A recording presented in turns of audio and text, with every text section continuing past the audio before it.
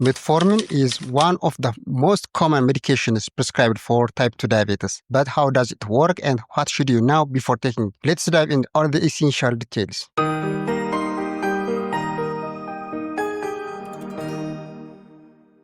What is metformin? Metformin is an oral medication used to manage type 2 diabetes by controlling blood sugar levels. metformin የምንለው በአፍ የሚወሰድ መድኃኒት ሲሆን አይነቱ 2 የሚባለውን የስኳር በሽታ ደም ውስጥ ያለን የስኳር መጠን በመቆጣጠር ለሕክምና ይውላል ማለት ነው። It is often the first line treatment for diabetes and help improve the body response to insulin. አይነት 2 የሚባለው የስኳር በሽታን ለማከም የመጀመሪያ ደረጃ መድኃኒት ነው ማለት ነው። ይህም ደግሞ እንደገና ሰውነታችን ለኢንሱሊን ተገቢውን ምላሽ እንዲሰጥ ያደርጋል ማለት ነው። Mechanism of action: the first one, decrease hepatic glucose production. It works primarily by reducing the amount of glucose produced by the liver, which helps lower blood sugar levels. እንዴት ነው ስራው የሚሰራ ስንል ሜትፎርሚን ጉበታችን የምታመርተውን የግሉኮስ መጠን እንዲቀንስ ማድረግ ነው ማለት ነው። ይህኛውም ደግሞ የደም ውስጥ ያለ ስኳር መጠን ለመቀነስ ያገለግለናል። The second one, improves insulin sensitivity. It also increases the sensitivity of muscle cells to insulin, allowing more glucose to be absorbed from the bloodstream into cells for energy. ሁለተኛው ደግሞ መስል ሴላችን ሴንሲቲቪቲን ከፍ በማድረግ ለኢንሱሊን ምቹ ማድረግ ነው ማለት ደም ውስጥ ያለን የግሉኮስ መጠን በሴሎች አማካኝነት አብዞርብ እንዲሆን ማድረግና ለኢነርጂ እንዲውሉ ያደርጋል። Third one, reduces intestinal absorption of glucose. It may slightly reduce the absorption of glucose from the intestine, further aiding in blood sugar controls. ሶስተኛው ደግሞ ኢንተስታይን ላይ አብዞርብ የሚደረገውን የግሉኮስ መጠን በተወሰነ መልኩ እንዲቀንስ ያደርጋል። ይህኛውም ደግሞ የደም ውስጥ ያለን ስኳር መጠን ኮንትሮል ለማድረግ ያግዘናል ማለት ነው። As a result, lower blood sugar levels without causing excessive insulin release, which helps prevent dangerous spikes or crash in blood sugar. ዋናው as the result ይሁሉን ካደረግን በኋላ መጨረሻ ላይ የደም ውስጥ ያለ ስኳር መጠን እንዲቀንስ ያደርጋል። ይህኛውም ደግሞ የኢንሱሊን ኤክሰሲቭሊ ሪሊዝ ሳያደርግ ማለት ነው። ይህኛውም ደግሞ ስፓይክ ነው ክራሽ እንዳያደርግ አደገኝቱን እንዳያደርግ በማድረግ የብለድ ሹገር ሌቭላችንን ኮንትሮል ያደርግልናል ማለት ነው። Indications or use of metformin: the first one, type 2 diabetes, mainly used to help control blood sugar levels in people with type 2 diabetes, especially when diet and exercise alone are not enough. እንግዲህ አንደኛው ጥቅሙ ምንድን ነው ስንል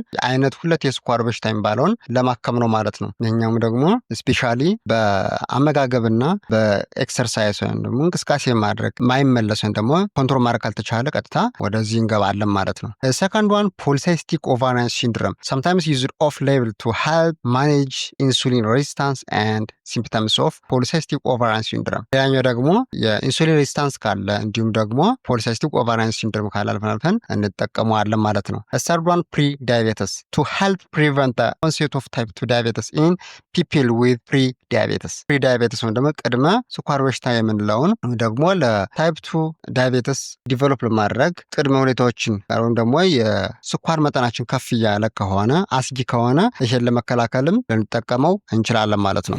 Side effects of metformin: common side effects are gastrointestinal issues like nausea, vomiting, diarrhea or bloating, and metallic taste in the mouth. common side effect ከምላቸው ውስጥ አንደኛው የማቅለሽለሽ፣ ማስመለስ፣ ማስቀመጥ እንዲሁም ሆድ መንፋት እንዲሁም ደግሞ አፍ ላይ ብረት የማለት ቴስት አለው ማለት ነው። less common side effects are like fatigue or dizziness, skin rash or muscle pain. የጡንቻ ህመም፣ ቆዳን ማሳከክ እንዲሁም ደግሞ ድካም፣ ራስ ማዞር ስሜቶች ሊታዩ ይችላል ማለት ነው ሜትፎርሚን ጋር። እንግዲህ side effects are rare.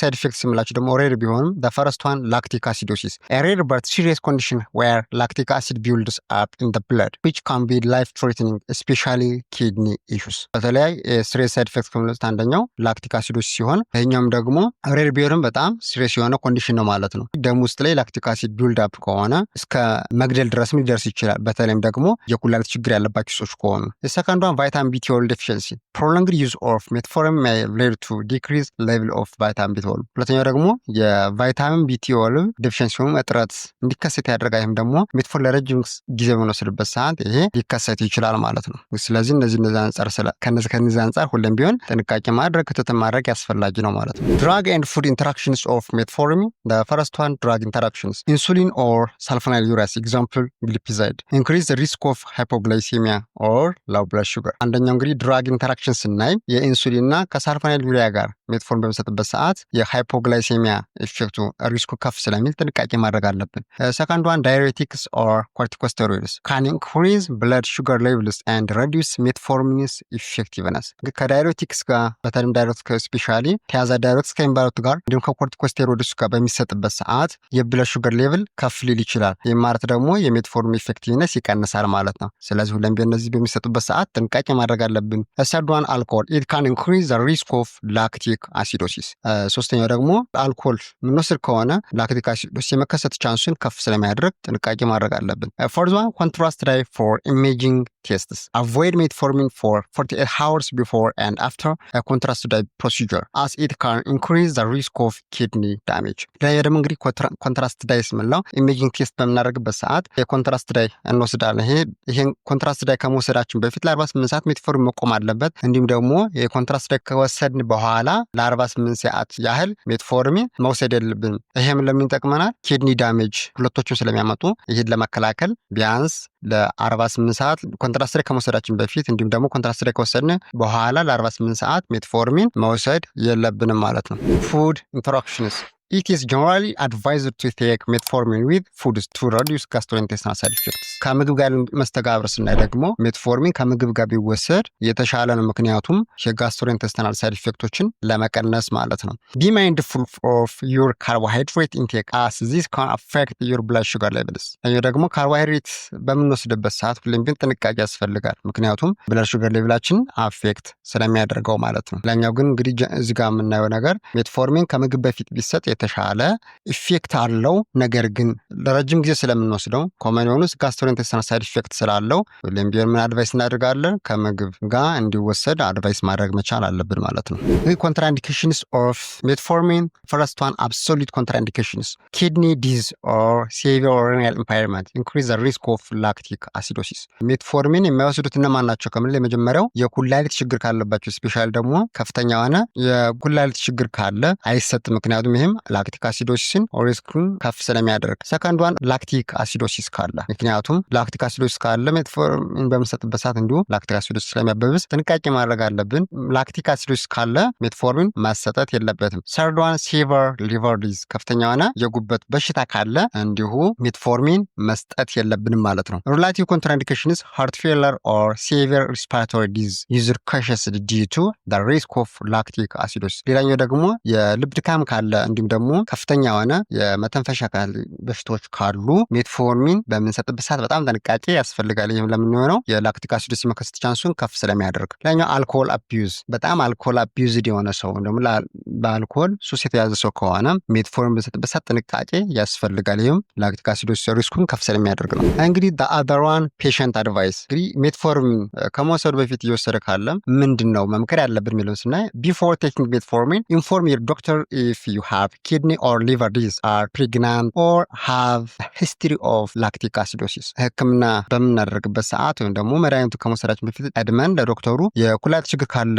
የጉበት ችግር ካለ፣ እንዲሁም ነፍሰ ጡር ከሆነች ደግሞ ካሁን በፊት የላክቲክ አሲዶሲስ ተከስቶ ከነበረ ማሳወቅ መቻል አለብን። Discs or other medications you are taking, especially those affecting blood sugar፣ የምንወስደው መድኃኒት ካለ ስፔሻሊ ደግሞ የብለድ ሹገርን አፌክት የሚያደርጉ መድኃኒቶች ካሉ ቀድመን ማሳወቅ መቻል አለብን። While taking metformin, take with meals to help minimize stomach upset። እኛው ሜትፎርሚን በምንወስድበት ሰዓት የስቶማክ አፕሴት ሚኒማይዝ ነው ለመቀነስ ከምግብ ጋር መውሰድ አለብን። ሞኒተር your blood sugar levels regularly። ሌላኛው ደግሞ በቋሚነት ሁሌም ቢሆን ባለሙያ ባዘዘን መሰረት የደም ውስጥ ያለን ስኳር መጠን ሞኒተር ማድረግ አለብን። stay hydrated and avoid excessive alcohol intake። ሌላኛው ደግሞ ሰውነታችን በቂ ፈሳሽ ማግኘት አለበት። እንዲሁም ደግሞ አልኮል ከሚገባው በላይ መጠቀም የለብን። እሱን ጥንቃቄ ማድረግ አለብን። follow a healthy diet and exercise routine to enhance the effectiveness of metformin። ሌላኛው ደግሞ ጤናማ የሆኑ ምግቦች መመገብ እንዲሁም ደግሞ እንቅስቃሴ በማድረግ የሜትፎርሚን ኢፌክቲቭነስ ከፍ ማድረግ አለብን ማለት ነው። ግን ላይፍ ስታይል ቲፕስ exercise regularly and maintain a healthy weight to help manage blood sugar levels። ሁሌም ቢሆን ሬጉላርሊ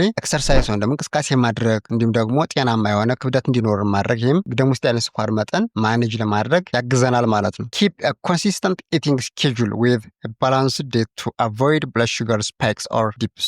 ደግሞ ኮንሲስተንት የሆነ ኢቲንግ ስኬጁል መኖር አለበት። ይህኛውም ደግሞ አመጋገባችን በህይወታችን የባላንስ ዴት የሆነ ኮንሲስተንት ኢቲንግ ስኬጁል መኖር አለበት። ሁሌም ቢሆን ብለድ ሹገር ስፓይክ ወይም ዲፕ በጣም ዝቅ እንዲሁም ከፍ እንዳይል ያደርግልናል ወይም ደግሞ ሜንቴን ያደርግልናል ማለት ነው።